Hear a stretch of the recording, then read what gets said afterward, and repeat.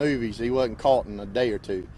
It takes time, and it's going to take time. And we're talking about an extremely dangerous person who we know is armed, who has shot at police, who has murdered other individuals in multiple states. We're not going to make any assumptions here.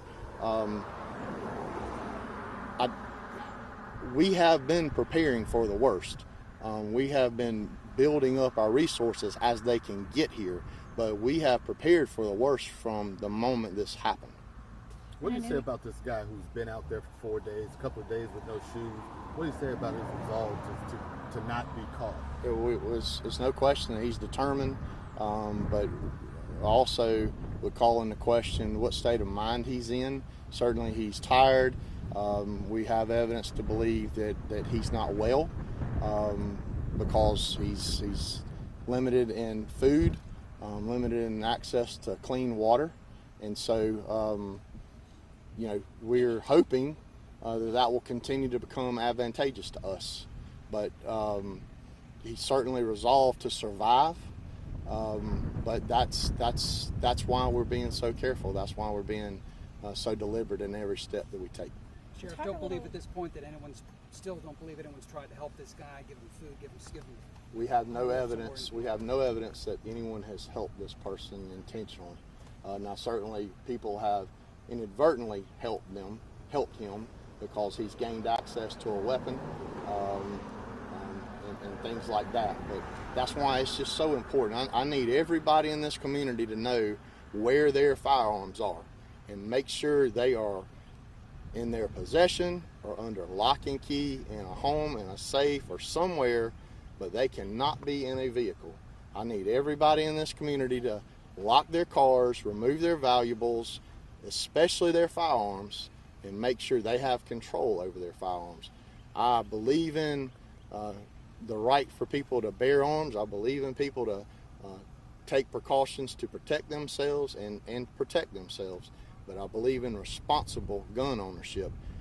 We have a great community here. We have people who love this community, and they are protecting this community in their own homes and on their own property.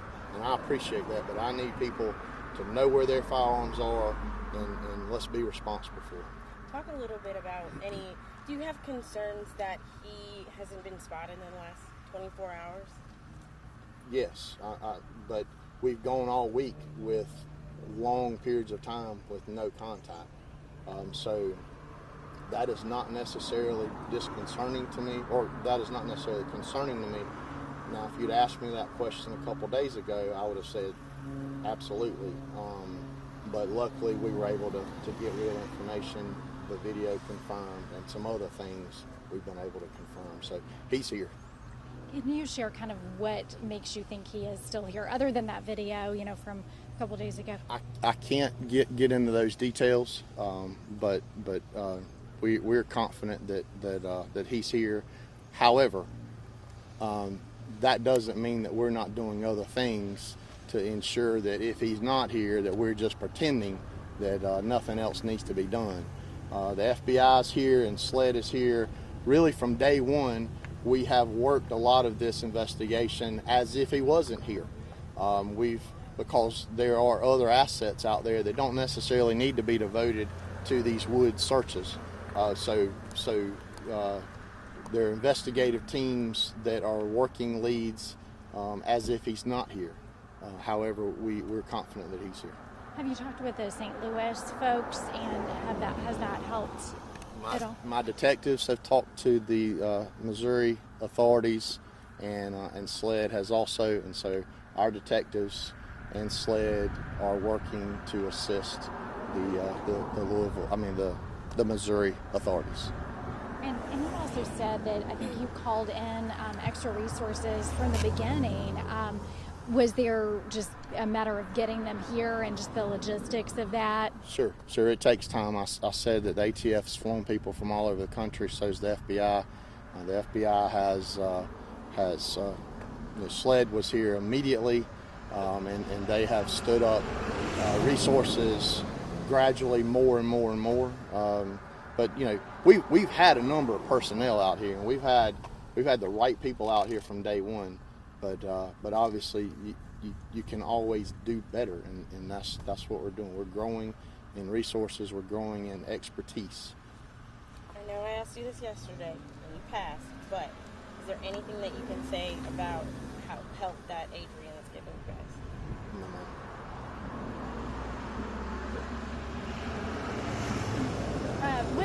Is this like quadruple what you had initially, or I mean, number one? I know you said over 100. Yeah. So initially, the shift that was working that night, we had 6 deputies, and they were all immediately involved, and those numbers grew as we were notified of the call, and within minutes, the Highway Patrol joined in, York County Sheriff and Rock Hill Police Department. Within minutes, they all were a part of this. As it came back into Chester County, SLED immediately became involved, and it's just grown. It's grown from there.